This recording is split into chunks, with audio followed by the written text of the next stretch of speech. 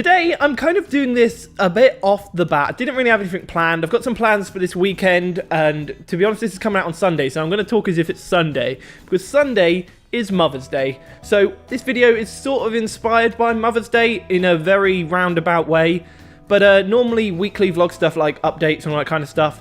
Nothing particularly going on, and just kind of general stuff really, just plodding along as usual. Got myself a job. I'll tell you what, a weird thing happened this morning. I got sent a giant pencil. I'm not sure what that's about. It was from Scribblenauts Showdown. You probably can't see that because it'll be out of focus, but trust me, it's on there. And then they sent me the game code as well. So I assume they want me to play it. So yeah, why not? It's on Switch, which I need more Switch games, so I'm not going to complain about that. Apart from that, let's actually do what today's video is about. So I said it was about Mother's Day, and one of the things I recently did with my mother was I introduced her to Game of Thrones. Now, my mum watches TV quite a lot. She's kind of from the generation where like soaps and all that stuff are really popular.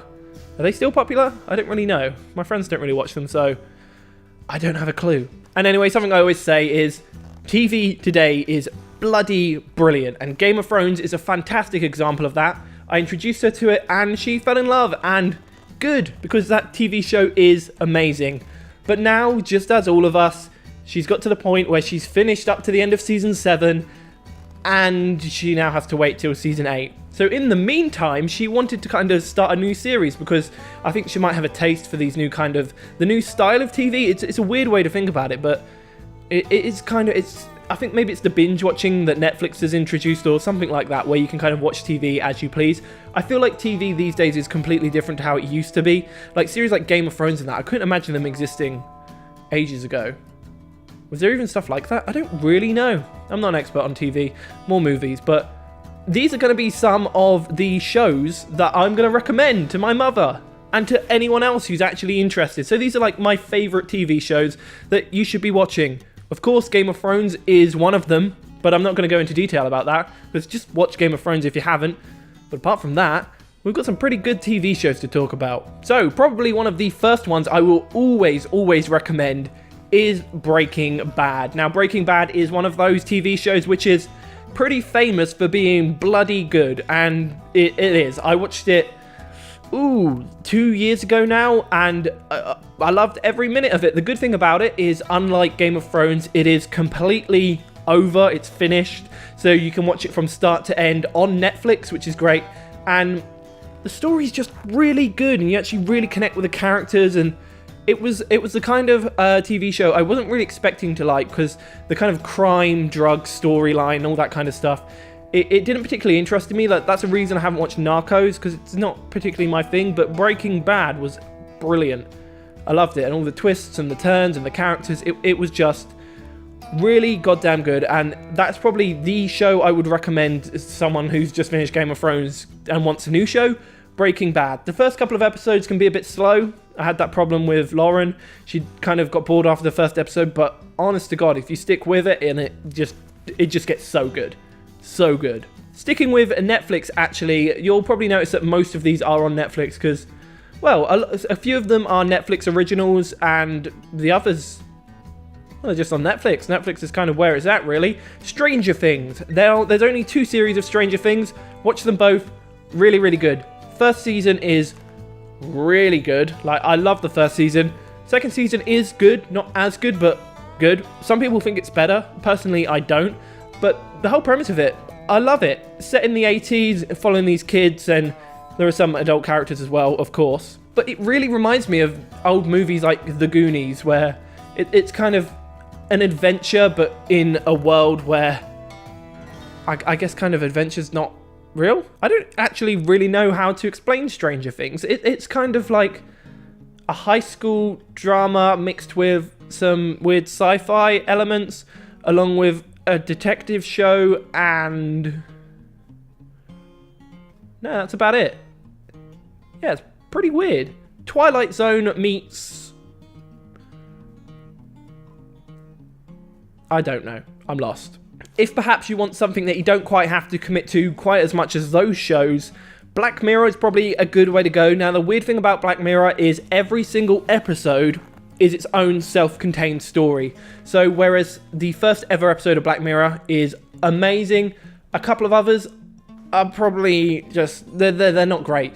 But for every great episode, there might be a bad one, but for every great episode, there's a fantastic episode. And because they're all so different, you'll always kind of find one you like, and that might also mean you run into some you don't. So say perhaps you're not quite into the sci-fi theme, then maybe one will be quite a grounded story about a kid who's getting blackmailed, and then the next one will be some weird space opera with spaceships and stuff. It's kind of, you weigh up the good with the bad, and a lot of them, they all connect through theme, which is really interesting, and it's just really interesting to see kind of what they can think of next. It's basically about dystopian futures based on technology, and like the way that can go wrong, I guess, and it's really interesting. It's a really good series, Black Mirror. There's 3 or 4 series on Netflix. Not entirely sure. Now, a show that I have always watched, and a lot of people don't like, but a lot of people really like, it's very polarizing. Some people just say it's bad TV, is The Walking Dead. I love The Walking Dead, and I actually started watching it originally a long time ago. It was on Channel 5, and I started watching it with my mother, and she stopped, but I carried on, and I have to this day, and I love it. And people complain that it's the same story over and over again and stuff like that. I'm like, I don't think that matters to me. Like, I just love the characters, I love the world, and I just find it really interesting. It's weird that, like, a lot of people do complain about it, but it's literally a TV show I adore. And like, Lauren started watching it recently, and she caught up with absolutely every episode, and she now loves it. Then we introduced her parents to it, and they did the same. So I would recommend The Walking Dead. It is on Now TV, which is a bit awkward if you don't have Now TV, but you can work around that. I'm sure there are ways. But The Walking Dead is definitely another one I recommend. Okay, so let's go for one more TV show, and this is one that I'd probably put up there with Breaking Bad, and it's Westworld. Westworld was probably one of the best TV shows I've seen since Game of Thrones, actually. I think, yeah, it goes Game of Thrones, Westworld, and then Breaking Bad, maybe? That kind of order. Something like that. Westworld is amazing. Think Jurassic Park, but with cowboy robots. Now, it sounds really weird when you explain it like that. It is kind of a sci-fi premise, but you don't really have to go into it as like a sci-fi fan. If you're turned away by the whole idea of them being robots, it's more about exploring humanity and what it means to be human rather than robots. So if maybe the sci-fi theme is what's turning you off, then kind of don't think of it as a sci-fi. Think of it more about human beings and what it means to be human. And it is really, really good. We've only had one season because it's, I think, if I'm not wrong, it's essentially HBO's next version of Game of Thrones. So whereas Game of Thrones is their big money maker, the really popular series, I think Westworld is hopefully going to take its place. And season 1, really, really good. And it's on Now TV, and I'm sure you can watch it in some other places, but yeah, definitely one of my best TV shows I watched last year. Season 2 has been announced, that's coming soon, but if you want to just watch something quick, get a little taste of something, maybe fall in love a little bit like I did, watch the first season. Not particularly long, it's just good TV.